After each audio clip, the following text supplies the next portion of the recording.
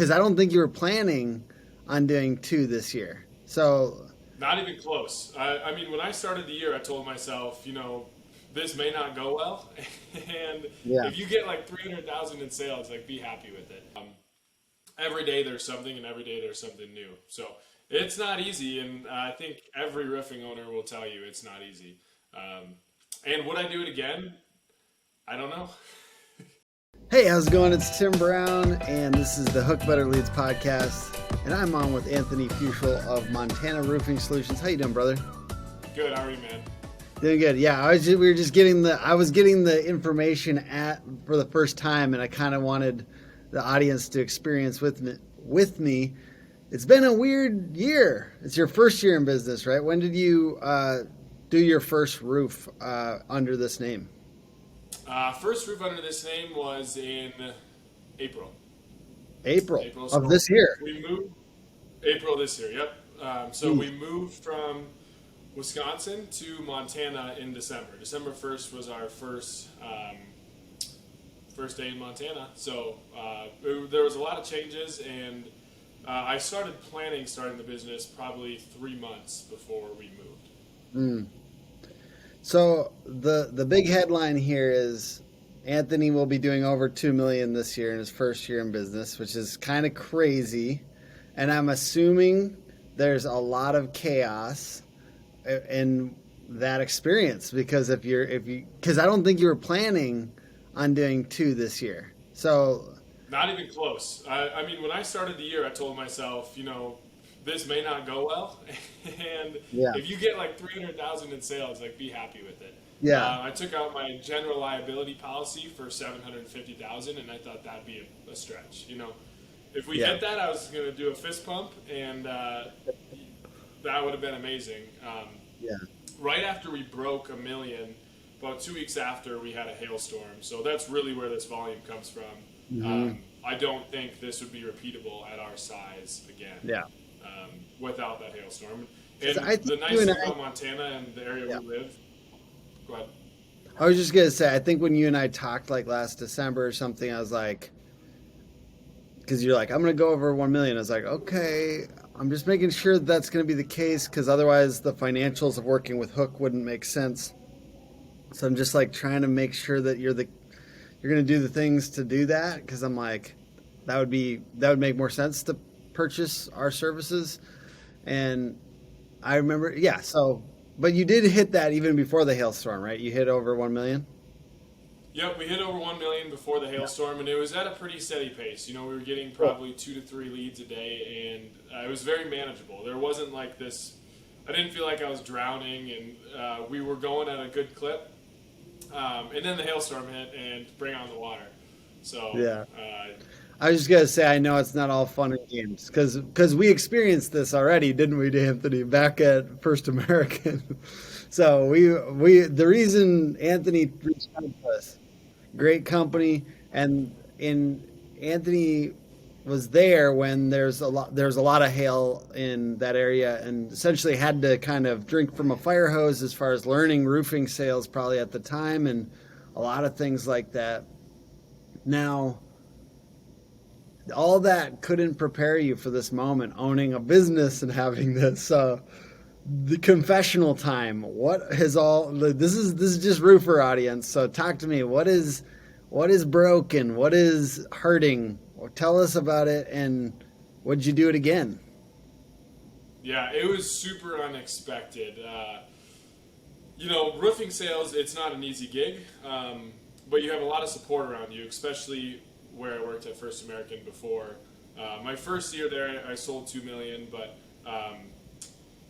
it was a hailstorm, right? So nothing too crazy there. But you had all that support, and then going into there's been sleepless nights, crying nights, days that I didn't think I'd make it through.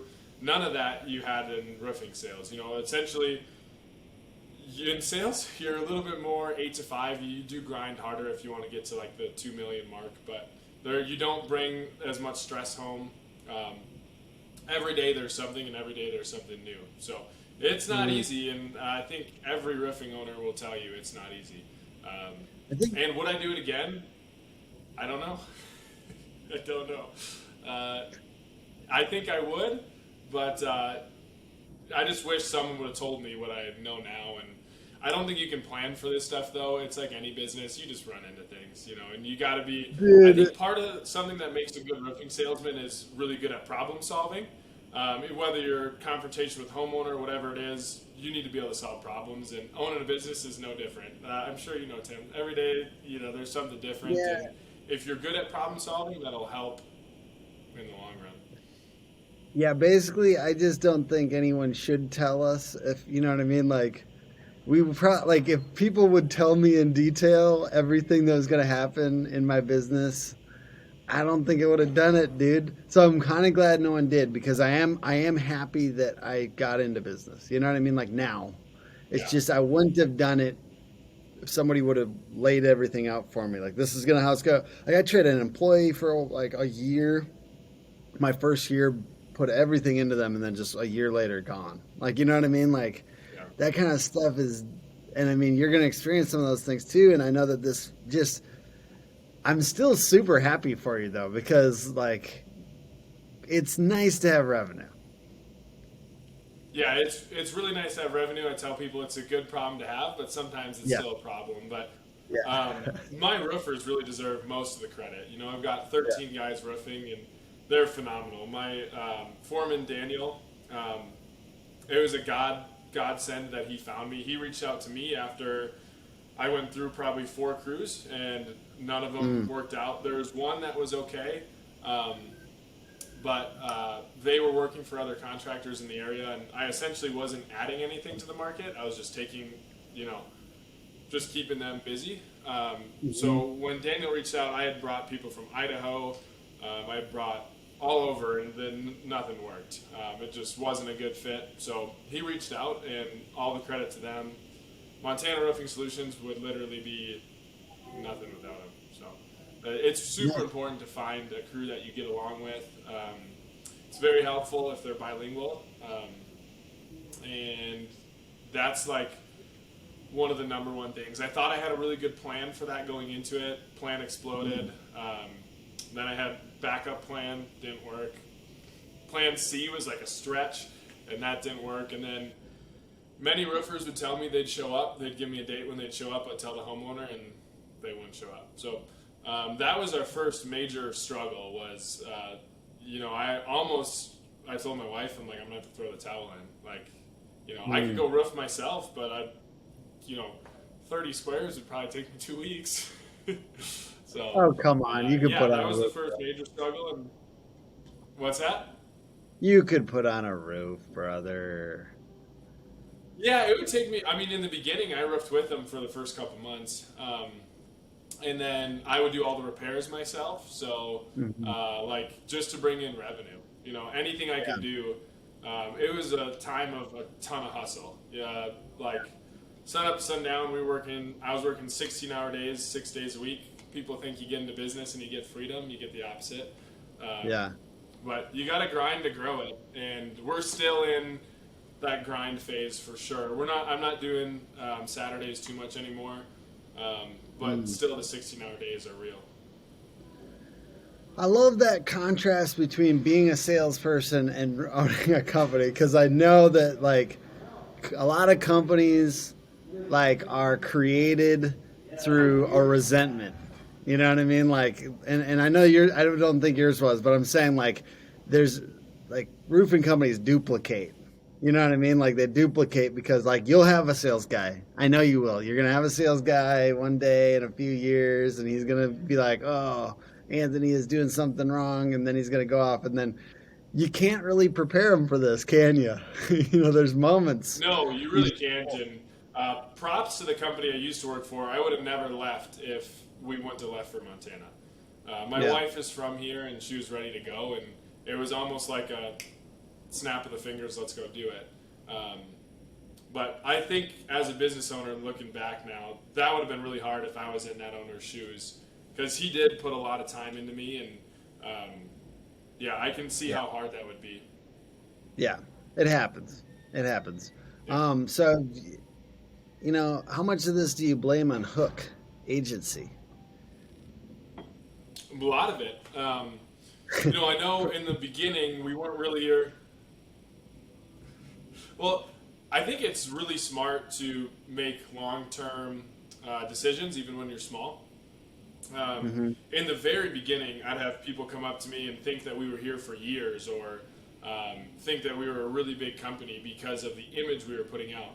And I learned that from First American. They did a really good job. Also work with you guys. They did a really good job with their marketing, and their outside image was phenomenal. So I took that from them and knew I wanted to have a really nice website, and it's paid off. Gosh, I mean, if you think about it, say your website's 20,000, you're doing 2 roofs and it's paid for, depending on your roof. But if I would have went cheap with the website, I think I would have already been redoing it. And then you guys, Google Ads, we started that, and that was a couple months before the hailstorm, and that was bringing in a lot of revenue. And then once the hailstorm hit, we still have the Google Ads running. But now we're really just signing up people for next year. We're just making a list and letting people know we'll meet with them then.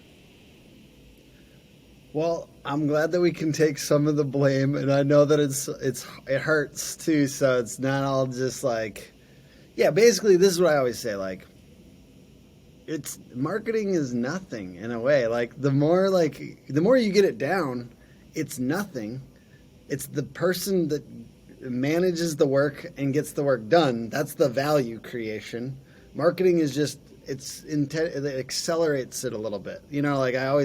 We've got a dude here in Minnesota that went from 1 to, or like, I think he was sub 1 million when we started, when I did my first website with him. And then now he's going to go over 10 this year.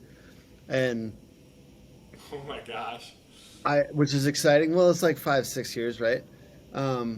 You'll do it too, Anthony. No thing for you, I'm sure. But in that situation, like, I love being part of it, but I don't really take, you know what I mean? Like, it's just that we're an accelerant.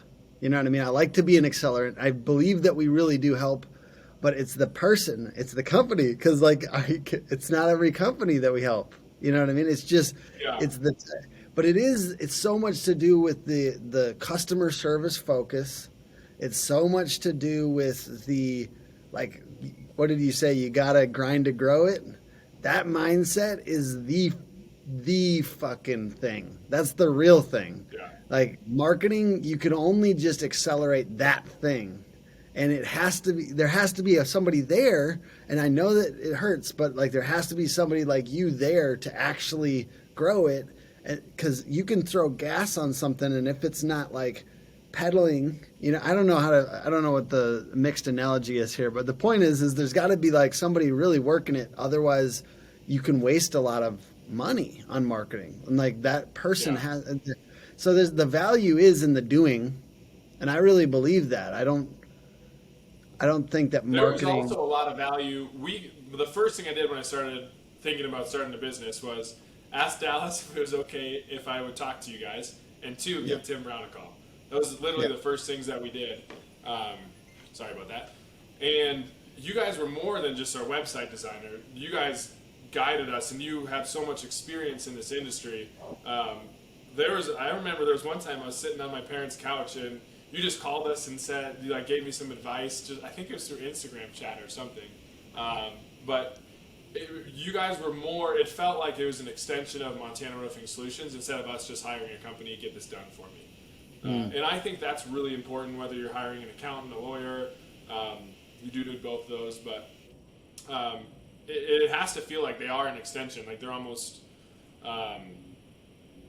in-house, you're just subbing it out. And that's how I felt with all the direction and having people around me that are smarter than me, because I'm not the smartest guy. You ask any of my friends. I was not smart in high school, book-wise. It's just finding people around you that are smarter than you. Yeah. Thank goodness I had a good company that I worked for that taught me a lot, and found good people too. We're so adamant about using Hail Trace. It puts us right in the areas that we need to be. Now, let's be honest, the phone's not ringing off the hook. Nobody's calling for a roof inspection. Putting your guys out in the field in the areas that they need to be in. Now, that's really the biggest reason that we're using HailTrace and how it's really saving us money in the end is we're not wasting time, chasing dead leads. I love that, man. So let's talk a little bit about that difference between being sales and owner.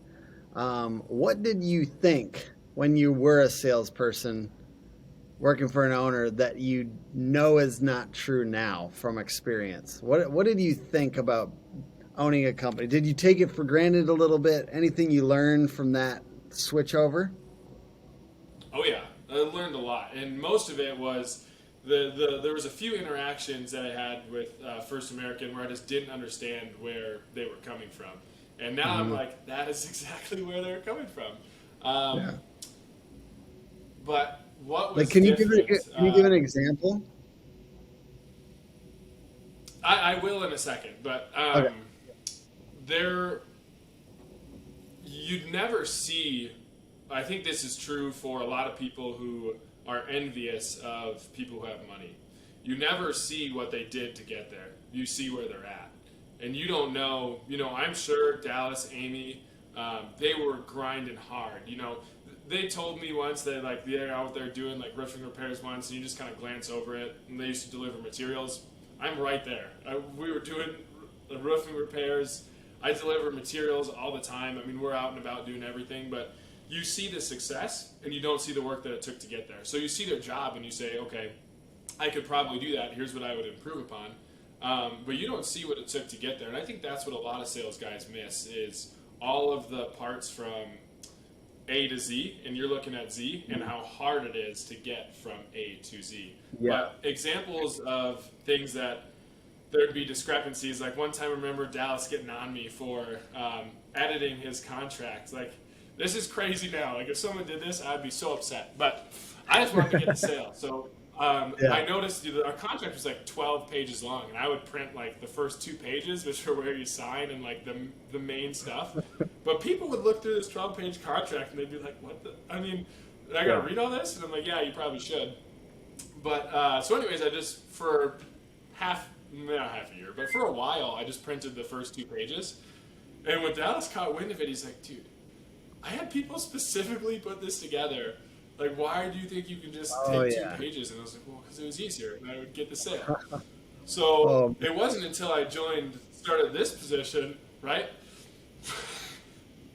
If he watches this, he's be like, "Yep, I remember that." No, But, I mean, like, yeah, it wasn't like until I just want to say, like, in our contracts, every single like line was a lesson in that contract. And like, yeah, yes, we had a lawyer help put it together, and yes, there was some like good backbone originally, but like literally half of those caveats in there were like added because of pain, because of pain.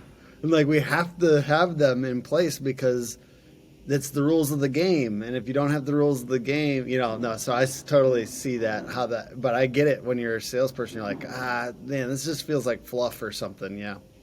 Yeah, and Wisconsin contracts, they do add, like, there's a lot of little fluff in there. I kept the main pages with the bulk of it, and then there's, like, just stuff that legally needs to be in there, but I didn't quite understand that. I was so focused on getting the sale, but that was one thing that really struck me, and then just all the pressure that he's under, or you're under as a business owner. I remember we'd had a conversation once, and he didn't want to tell me all the pressures. He's like, that's for me to shoulder, not for you to shoulder. And I couldn't understand why. I'm like, just share it. But now I understand. You don't really want your sales guys shouldering all that pressure. They wouldn't perform as well. So I understand him 10 times better than I did before. And I understand my dad who owns a business a lot more. And I'm just getting started. There's so many things now. Every day I'm in this business, I realize how much I don't know. And how, when I look back at myself today and maybe watch this, I'm like, whew, that's naive. But I think that's just part of life. And we go through it and we live and we That's the learn. fun of this stuff. Yeah. We document it along the way so that in the 3 years or 5 years, you can look back and say, dang, I've come a long way. Look at that. 2 million. Yeah. I thought that was a big deal, like I hope you do feel that way in a few years, I think it'll be cool. You've been talking a little bit about needing admin support or, it's office work and stuff like that you got going on. So you're kind of making that decision now. You're weighing that decision now. Are you thinking hiring internal sometime soon, or what are you planning on doing for that? Are you looking for someone now? What's going on? Yeah. So from starting the business, that was the first big risk, and I had no idea really what I was doing. So I didn't plan for hiring anybody besides a roofing crew, and I figured I wouldn't need to. Um, so now we probably need to fill 4 positions. We're renting an office space, or working on it. It's getting built out. Um, and so we're renting probably more space than we need, but the price is right and the space was right. So I've had conversations with 2 guys as far as sales go, and we'll hire them both. Well, maybe one of them for sure. And we just need one more. So our plan for this winter is for me to work on the business instead of in the business so much. And part of that is putting together a training program and making sure I have the energy to focus on them and transition from working really hard on in the business, because that's what I'm doing now. I mean, I haven't put a ton of effort into working on the business at all, just because I'm literally can't answer my phone fast enough and get back with customers. I'm just trying to make sure that we are servicing those customers. So problem 1 was starting the business, did not have the foresight to realize that we need people. We needed people a while ago, but I didn't want to go in halfway and not have the chance to train them, and I didn't want to just send people out there. So I held off on doing that, and like I said, we'll hire those 4 positions. We're going to hire 2 sales guys, 1 office coordinator, and a superintendent / project manager, and then we'll probably hire a full-time project manager as well for our 5th. And my plan is to have the sales guys doing full-time selling. So as of right now, I'm not going to have them do estimates. The project manager / me to start. Basically, they'll give me all the information. I'll put it together for them, and we'll schedule a time for them to go back out. / I'll review it with them. But I want my guys out there selling. A lot of times, it's a unicorn to find someone who's really good at sales and really good with details. And sales guys like to be in front of homeowners. I love to be in front of homeowners. I love building rapport with them. But a lot of times that rapport guy isn't the same guy that's going to catch all the details and that's going to do a really good job, even supplementing with insurance. You can find them, but I think maybe Monarch Roofing does some of this model. I read their book, and it sounds like their guys. What's that? The inside-outside sales piece too. They've got the people at the office kind of supporting the salespeople. Yeah, I'm going to use that book. I think I've got it down there somewhere. The Roofing Machine. If you haven't read it, folks, it's a pretty solid book. Martin Pettigrew. There's one section in the book that talks specifically about where you're at in revenue and what positions you should fill. Yeah. So I love it. I'm going to kind of try to use that as my guide, and just go from there. So you can be a little case study for them. Riva Impact, folks. If you're not part of that group or you haven't been to one of their events, maybe check them out. Shout out to Martin Pettigrew and Mark Godair over there. It's awesome folks trying to level up the industry. So, okay, so we talked about being a salesperson versus being an owner, the different things. We talked about 2 million and how it's a little bit Hook's fault. We talked about, so I'm just trying to figure out anything else that's interesting to you right now. What are you enjoying about running this business? What's good? Oh, I love every day of it. I really love, if I could be out there and roof with the guys and just hang out with them, that would be like, oh man, I'd love it. Just being around the job site. So I probably spend more time than I should being out there, but customers love to see you out there. It makes getting reviews easier and just making sure everything goes really smooth. So I love the actual roofing side of the business and picking up a hammer and doing work with them. And I think when you're first starting too, I think an owner should know how to roof and at least do it a little bit. And your guys will respect you 10 times more if they know that you know how to roof and you do it with them. Because then you're not just some guy they know that you actually can put in the work. So I did Yeah. that with the guys. It wasn't a super long period of time, but I also wasn't as busy as I am now. So now I feel like I see them for maybe an hour a day, and that's pretty much it. Is it just one crew right now, or are there multiple crews? I've got two. So my main foreman runs both. I've got a standing seam crew and a asphalt crew. Sometimes we'll join on like big roofs, which we've been doing a lot of big roofs. Yeah. So like if it's over 50 square, we'll probably join up and put everybody on one job. And that's been working really, really well. And then if we do have something that maybe a homeowner doesn't like or something that we've got to go back and do, I'll just break off two guys and have them go do that. Cool. But I'll ask thing, the audience real quick. I'm going to ask the audience, what was your favorite part about the first year or two in business? Drop it in the comments below on YouTube if you're watching this. There. Go for it. Yeah, I was going to say one thing that I learned pretty early on was if there's something you can delegate, like the best example I can think of is my foreman wanted to run the dump trailers, but the price per square was a lot more than I was comfortable with. I thought, this is going to price us out of the market. It was like a big step where I was like, I'll just run the trailers. I couldn't imagine running the trailers now. I had thought about it for a couple weeks, and we decided to have him do all the dump trailer stuff, and I'd pay him for it, like on a per square basis. And that was one of the smartest things we did because he makes more money, and I have more time to do other things. So little things like that make a difference. And I see now how it's hard to give up control of things because you think like, no. My biggest thought was, and my father-in-law was like, dude, you're dumb. Why would you want to do that? But I'm like, well, the homeowner sees me in the beginning of the day. They see me, like, I like having my logo truck there with my logo trailers, and he's like, I don't think any homeowners care that you're dropping off the trailer, man. Yeah. Like, all right. So that was my biggest worry. The money was one, but it was like, yeah, so got over that, and it hasn't made a little bit of a difference.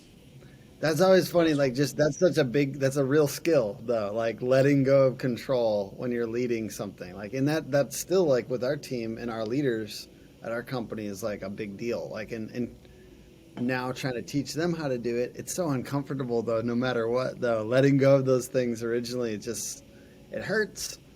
But yeah, I say like you got to elevate to the level of your pay grade kind of thing. And like if that's, I mean, for somebody like you who was a highly detailed, like motivated, you're not lazy. You're not doing that out of laziness. You're doing that out of literally there is something that I need to do now. So there's an opportunity cost to doing that activity instead of doing this activity, which is like closing a deal or like following up on some customer service thing that's more important at the moment or whatever it happens to be.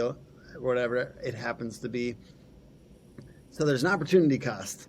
And that becomes very obvious as time goes on. So it kind of just forces you out of it. Forces like necessity will force you out of it. But I think no matter what, you'll have to teach that to your people too. Like as you start to get salespeople and project managers and stuff like that. I still don't know how to teach it, but I have learned how to do it, which is ultimately you have to let stuff break a little bit. That's the hard part. You have to be okay with an egg or two out of the carton not making it. That's the hardest part. That's been really hard for me because when I was with when you're just doing sales, I was able to stay on top of it really well. Like I wouldn't let something transfer over to the next week. I'd make sure I got everything done in week tight compartments, and that's been hard because there has been things that have fallen through the cracks. There's things I've had to let go of. I've had to be okay with drowning more than ever. That was really hard, and I've had to be okay with saying no. I really thought in the start like I wanted to be a roofer for everybody, and we found our target clientele with like higher end homes. How dare you? How dare you, sir? How dare you want to make money with your company? Well, it was really a sad day for me because no, I get it. it's a lot more efficient for us to go to one house and be there for 3 days than it is to go to one house every day. Are you sick of what passes for leads these days? What's wrong with share leads? Or Facebook ad leads? Yeah! Not much, unless you want to be the lowest bidder on every job. I wear a lot of hats, but search engine marketing and website, I've passed off to a Google specialized team.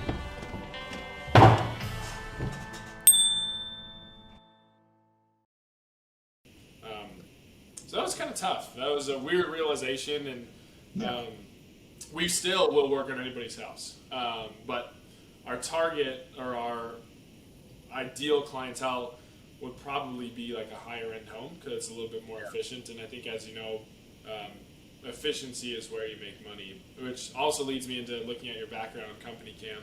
Any roofer that's not using Company Cam, something like AccuLynx, Hover, any technology you can leverage to give yourself more time, do it. Don't. The price is minimal compared to how much time you're going to lose if you don't use it. There's roofers all over here that are still paper estimates, no Company Cam. Like, Company Cam is $19 a month per user for us. It's It might be very good cheaper for deal. somebody else, or I don't know, but Yeah, it's crazy. if I had to get rid of everything else, I'd probably keep Company Cam, and AccuLynx would be really hard to function without. But QuickBooks, I mean, I don't know what people do without QuickBooks or a software like that. So, software up. I only didn't get a CRM because I think I could have reached out to a CRM. I know everyone has opinions, so like Job Nimbus versus AccuLynx versus whoever. So that's why I was just like, I'm keeping it agnostic. You know what I mean? Like, AccuLynx is wicked expensive, and they charge you for everything. But at the end of the day, it's really good. yeah, Yeah, it's super expensive, but I don't think, like, I think I was one of your podcasts or somebody's podcast that I was listening to. Whoever was on, he's like, man, throw your wallet over the fence, because I don't know if, I forget who it was, but I heard that, and I'm like, was it the dude from Colorado, Tracy Bookman? We did an AccuLynx versus Job Nimbus video. No, it wasn't that one. It might have been like Roof Tiger, or I forget who it was, but he was talking about scaling the business and how you really do have to throw your wallet over the fence. And what does that mean? I totally that may not have been mine. What's that? Not yours? I don't think so. Well, because I like that, but I want to know what it means. Throw your wallet over the fence? Yeah. Like, just don't be afraid to spend money. Like, don't be afraid of the website, for instance. You know, the amount we paid, some people would say we're crazy. I would say you're crazy not to. You know, the amount you paid for AccuLynx, some people say we're crazy. I'd say you're crazy not to.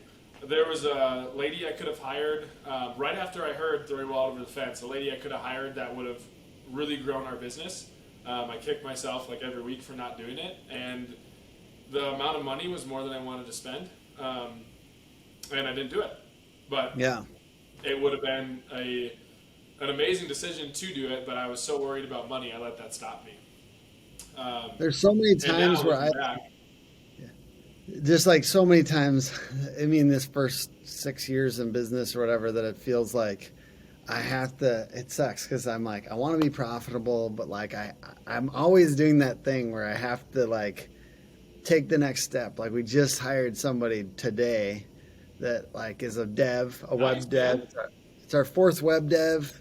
You know, we got 4 full-time web developers, and this one is a, OG. He's in El Paso, Texas, fully remote, all that. And it hurts a little bit because I'm going to be less profitable, but like, I'm like the guy, I'm thinking about that 42 number. You know what I mean? I'm at 21, I'm thinking about 42.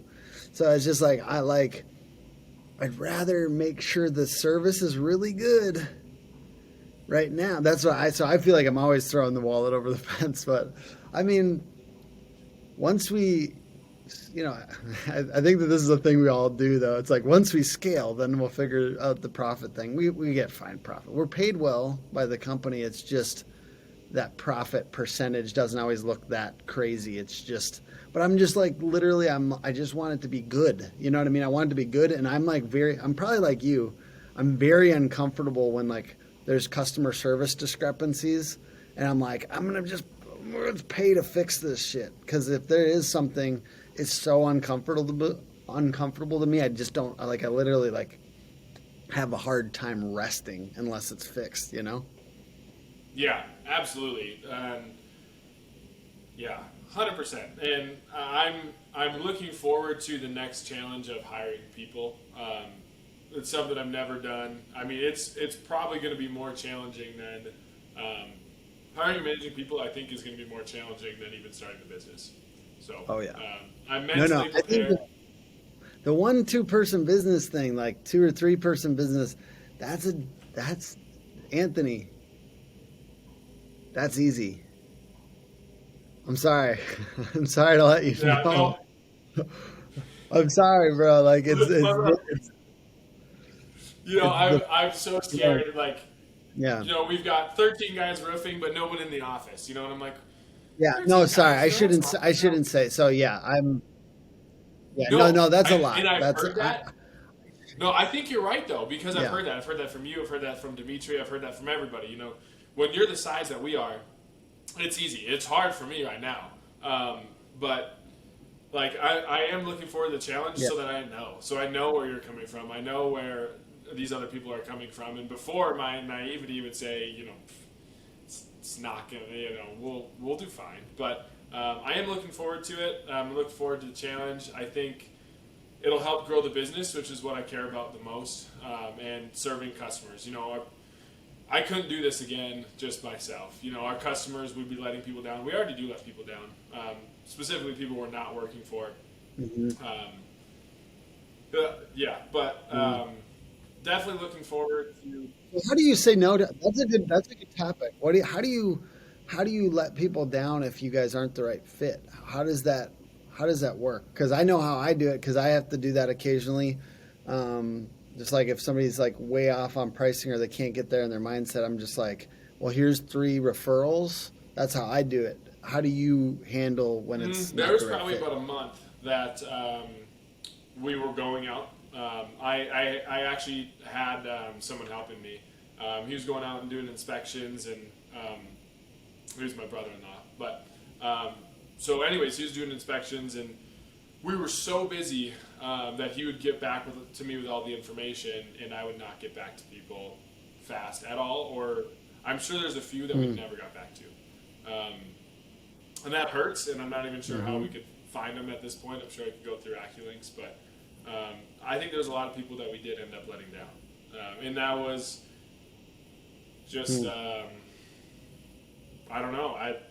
Just me being dumb. I'm not sure. I didn't realize. Anthony, dude, no, you give yourself a break, bro. What's that? You're good, bro. Like it's all good. It's first year in business. You're juggling a lot of stuff, man. This like ultimately long term, you'll get that worked out, and it does matter, right? Yeah. Like if you wouldn't want that to be consistently like that for a long period of time, but you have this pain, you fix it, and then next year you don't do that because you have somebody there, and then it helps your reputation, next year and going forward. I think that you're good, bro. Like they found another Yeah, roofer. I know Okay, they're probably okay. fine. The one last thing I would say as a piece of advice to a sales guy is you do see more dollar signs when you're the owner. Especially when you're small and you do $2 million, there's a lot more of a dollar sign, but don't touch the money. I pay myself, I'm going to be fully transparent, I pay myself $4,000 biweekly, and that is Okay. really low. I mean, at First American, I was making twice as much as a sales guy. So I was like, I really want a snowmobile. I could go spend $20,000 on a snowmobile and not blink, and don't do it. Just don't do it. You can't grow your business.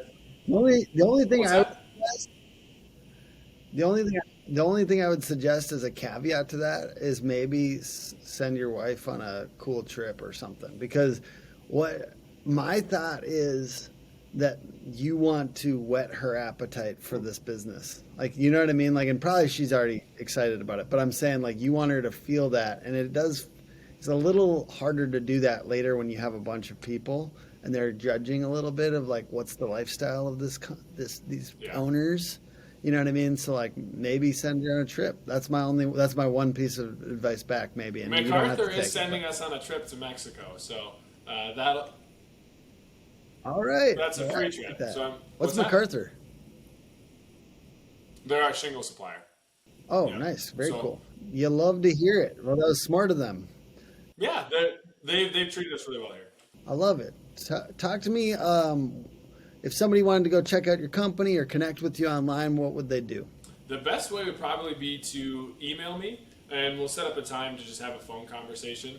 So my email, you can go onto the website, and the info at MT Roofing Solutions goes directly into my email. So that would be the best way. Shoot me an email. Thank you so much for joining me. I know it's been an uncomfortable time, but I believe in you, bro. Thanks, like you're gonna just get through this, and it's gonna be a good time, and you're gonna be glad that you did it. I believe that, and that's why I'm so excited for you. And I'm excited, even though this is difficult. I'm excited for you because it's a beautiful thing, and I'm glad that you did it. Basically, is what I'm saying. The podcast is put on by hookagency.com and Hook Agency all over social. Thank you guys for watching and listening. Thanks, guys. All right, bye, Anthony. See you later, man.